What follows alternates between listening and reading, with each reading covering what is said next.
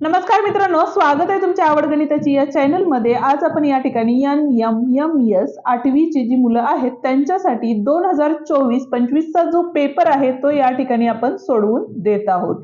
त्यामुळे व्हिडिओ पूर्ण बघा। व्हिडिओ आवडला तर व्हिडिओला लाईक, शेअर आणि कमेंट करायला विसरू नका आणि त्याचप्रमाणे चॅनलवर नवीन आणि पहिल्यांदाच असाल तर चॅनलला नक्की सबस्क्राइब करून बेल आयकॉन दाबा।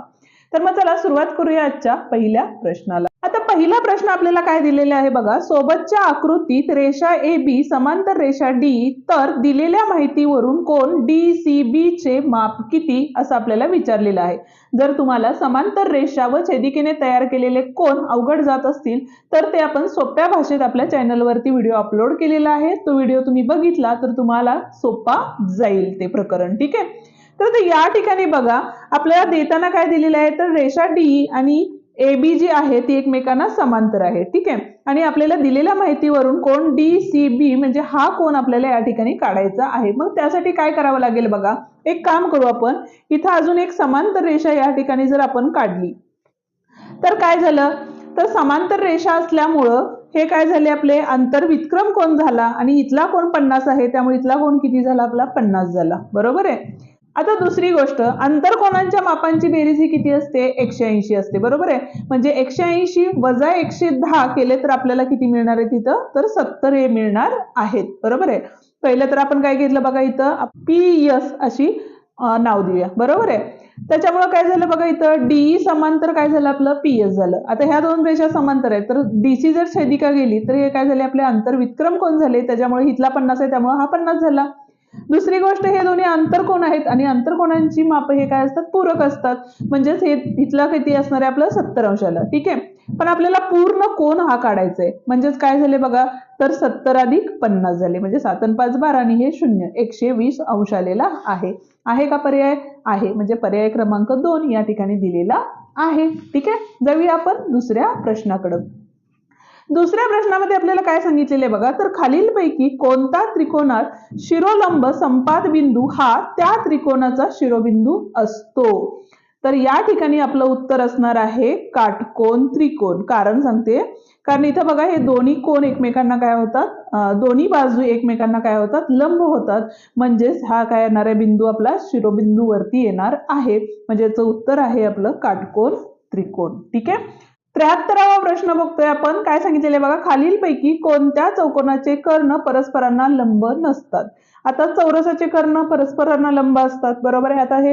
आता हे जे चौकोन आहेत त्याची व्याख्या आणि गुणधर्म हे सुद्धा आपण आपल्या चॅनलवरती डिटेलमध्ये टाकलेले आहेत व्हिडिओ, ते सुद्धा तुम्ही एकदा बघून घ्या जेणेकरून तुम्हाला समजायला अजून सोपं जाईल। चौरसाचे कर्ण एकमेकांना काय असतात, लंब असतात। चंबुज चौकोनाचे कर्ण सुद्धा एकमेकांना लंब असतात। पतंगामध्ये सुद्धा कर्ण एकमेकांना लंब असतात। हे सगळे गुणधर्म आहेत आणि गुणधर्म तुम्हाला तोंडपाठच पाहिजेत। राहता राहिला आयताचा विषय, तर आयताचे कर्ण एकमेकांना काय नसतात, लंब नसतात, म्हणजेच पर्याय क्रमांक 4 या ठिकाणी बरोबर पर्याय आहे, ठीक आहे। चला जाऊया आपण पुढच्या प्रश्नाकडे। पण अजूनही व्हिडिओला लाईक केलं नसेल तर व्हिडिओला लाईक करा आणि तुमच्या मित्रांनाही आपले व्हिडिओ शेअर करा जेणेकरून त्यांनाही आपल्या या व्हिडिओचा फायदा होईल, ठीक आहे। 74वा प्रश्न आहे, काय सांगितलेले बघा, त्रिकोण ABC व त्रिकोण ABD हे BA-CO कसोटीनुसार एकरूप होण्यासाठी आणखी कोणती माहिती देणे आवश्यक आहे। त्रिकोण कुठला सांगितले बघा, ABC आणि ABD दिलेलं आहे, ठीक आहे। आता यामध्ये आपल्याला काय सांगितलेलं आहे, BA-CO सांगितलेलं आहे, ठीक आहे। म्हणजे एक बाजू आणि सलगचे दोन कोन एकरूप यायला पाहिजेत। आता बाजू जर विचार केला या त्रिकोणाचा तर AB ही एकमेव अशी बाजू आहे जी दोन्ही त्रिकोणामध्ये आहे, बरोबर आहे। म्हणजे पहिला घटक आपल्याला काय पाहिजे, बाजू AB, एकरूप बाजू AB, कारण काय आहे, सामायिक भुज आहे, ठीक आहे।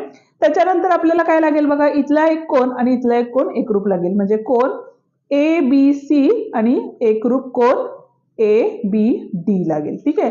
बघूया पर्यायामध्ये, तर यामध्ये आता देताना काय काय दिलेलं आहे बघा, तर बाजू AC बाजू AD हे बरोबर असणार आहे का, AC आणि AD, ठीक आहे। तसं घेतलं तरी चालेल, कारण आपल्याला काय सांगितले, BA-CO सांगितलेले, म्हणजे हे सुद्धा चालू शकते। त्याच्यानंतर काय सांगितलेले बघा, आपल्याला बाजू BC आणि बाजू BD, BC आणि BD सुद्धा दिलेले आहे, ठीक आहे। आणि त्याच्यानंतर आपल्याला काय दिलेलं आहे बघा, कोण ABC आणि कोण ABD दिलेले आहे. ABC आणि ABD, तर पर्याय क्रमांक C या ठिकाणी काय असणार आहे, बरोबर असणार आहे.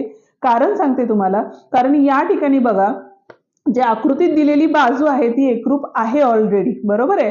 आता जर आपल्याला फक्त कोण दाखवायचंय म्हणजेच काय होईल बघा, बा को कसोटीनुसार हे दोन्ही त्रिकोण काय होतील, एकरूप होतील. ठीक आहे, आता जाऊया आपण पुढच्या प्रश्नावर. 75वा प्रश्न बघतोय. काय सांगितलेले बघा, एका वस्तूवर 60% सूट दिल्यास ग्राहकास ती वस्तू 3813 रुपयास मिळते.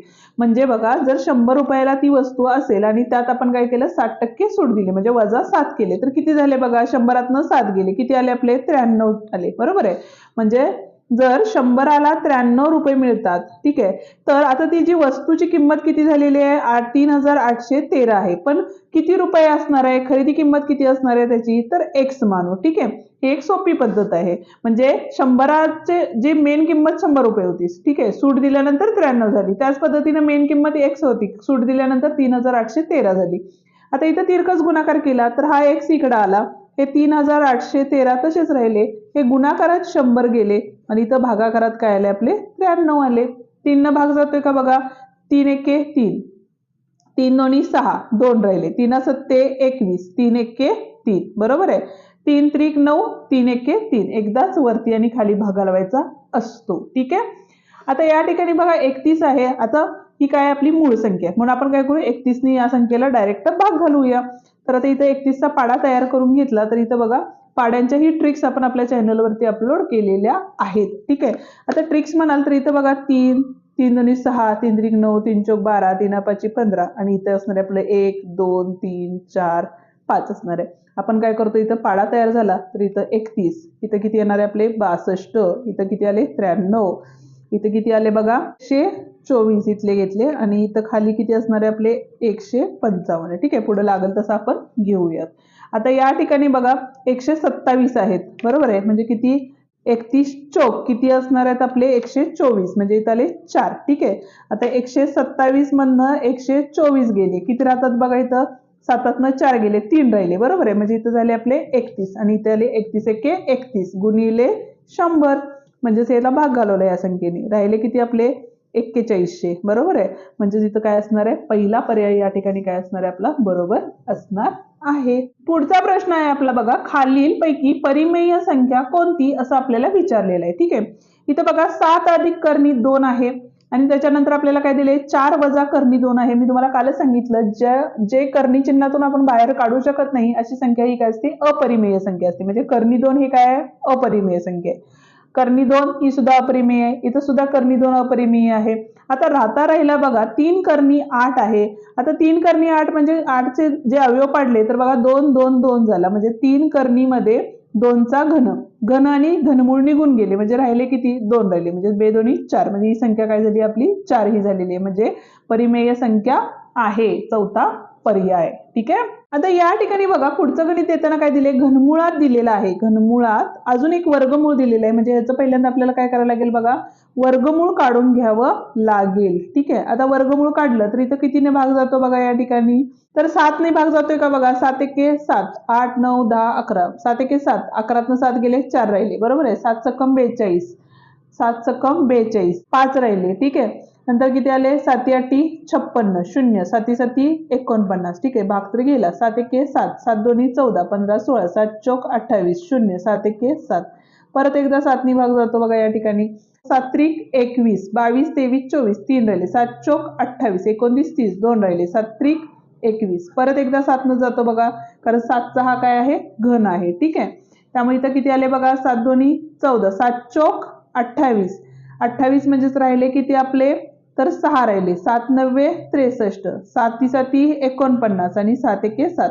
आता वर्गमूळ काढताना आपण काय करतो, 2 2 चे ग्रुप करतो, म्हणजे ह्यातला एक 7, ह्यातला एक 7 आणि ह्यातला एक 7, म्हणजे 7 7 49 आणि 49 7 म्हणजेच किती आले आपले 343 आले. ठीक आहे, पण या ठिकाणी बघा आपलं वर्गमूळ काढायचं आहे. आता दशांश चिन्ह देताना कुठं देणार आहे आपण, तर 1 2 3 4 5 6, म्हणजे त्याच्या निम्मे झाले, म्हणजे तो काय येणार आहे आपलं 0.343 येणार आहे. ओके, आता याचं घनमूळ, आता हे तर काय माहिती आपल्याला, हा 7चा घन आहे, म्हणजेच बाहेर काढताना आपण काय काढले, 7 काढले. पण इथे बघा 1 2 3 आहे, म्हणजेच एकच दशांश चिन्ह येणार आहे, म्हणजे 0.07 हे काय असणार आहे, याचं उत्तर असणार आहे.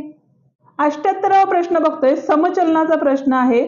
म्हणजेच काय दिलेलं बघा, x समचलन y आणि y समचलन z दिलेलं आहे, y व्यस्त चलन z दिलेलं आहे. ठीक आहे, तर x आणि z यांच्यामधील काय संबंध राहील असं आपल्याला विचारलेलं आहे. आता आधी आपण काय करूया, स्थिर संख्या काढून घेतली तर इथं बघा x छेद y बरोबर k असणार आहे आणि इथं काय असणार आहे, y z बरोबर काय असणार आहे, इथं k असणार आहे. ठीक आहे, आता जर बघा आपण काय केलं तर x आणि z ची किंमत सांगितलेली आहे, मग आपण काय केली, ही y ची किंमत y बरोबर काय घेतलं तर k छेद z आहे, ती किंमत आपण यामध्ये टाकली तर इथं काय होईल बघा, x छेद इथं काय आली, y ची किंमत आपली k छेद z बरोबर k आली. ठीक आहे, म्हणजेच काय झाले बघा, आपले xz बरोबर k चा वर्ग झाला. ठीक आहे, म्हणजेच काय झालं बघा, इथं k चा वर्ग म्हणजेच आपली काय असणार आहे, इथं स्थिर संख्या असणार आहे, बरोबर आहे. मग ह्या दोघांच्यात गुणाकार आला, आता गुणाकार आला म्हणजेच काय झालं,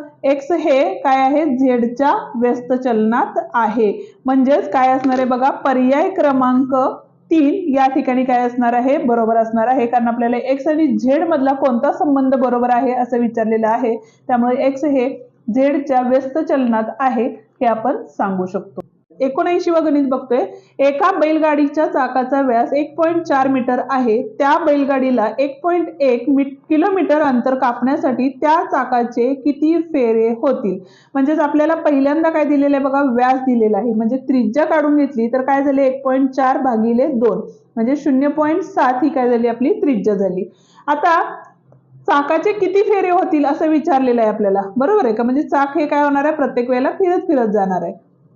ठीक आहे, म्हणजे आपल्याला काय काढायचंय, परीघ काढायचंय. परीघाचं सूत्र काय, 2 गुणिले पाय, पायची किंमत 22/7 गुणिले 0.7 इतकी असते.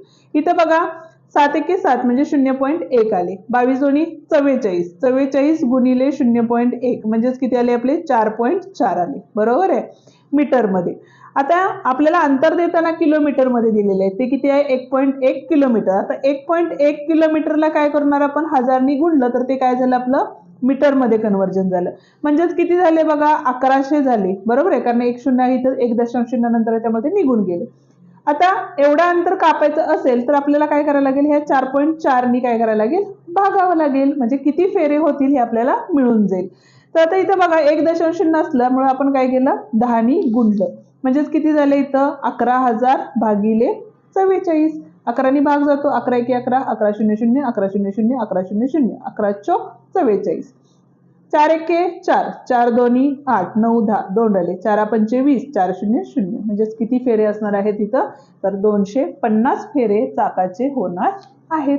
ठीक आहे, आता जो 80वा प्रश्न आहे, आता बघूया 80वा प्रश्न, तळाचा व्यास 7 सेमी व उंची किती दिलेली आपल्याला, 28 सेमी दिलेली आहे, असलेल्या धातूची वृत्तचित्ती वितळून त्यापासून 2 मिलीमीटर व्यासाची तार तयार केली तर त्या तारेची लांबी किती. याचं उत्तर तुम्ही मला कमेंट करून नक्की सांगा. जर तुम्हाला नाही जमलं तर उद्याच्या भागात आपण याच्या पुढचे प्रश्न सोडवून देणार आहे. जर तुम्हाला हा प्रश्न नाही समजला तर तुम्ही मला कमेंट नक्की करा की मॅडम सोडवून द्या, आपण उद्याच्या भागात हा गणित सोडवून देणार आहे. ठीक आहे, पुन्हा भेटूया उद्याच्या भागात याच्या पुढची गणितं घेऊन. तोवर आपल्या डिस्क्रिप्शन मध्ये दिलेली जी व्हिडिओ आहेत ते पाहत राहा. आपल्या व्हिडिओला लाईक, शेअर आणि कमेंट करायला विसरू नका. आणि त्याचप्रमाणे जर चॅनलवर नवीन आणि पहिल्यांदाच असाल तर चॅनलला नक्की सबस्क्राईब करून बेल आयकॉन दाबा, जेणेकरून आपल्या नवीन आलेल्या व्हिडिओची नोटिफिकेशन तुम्हाला लवकरात लवकर मिळेल.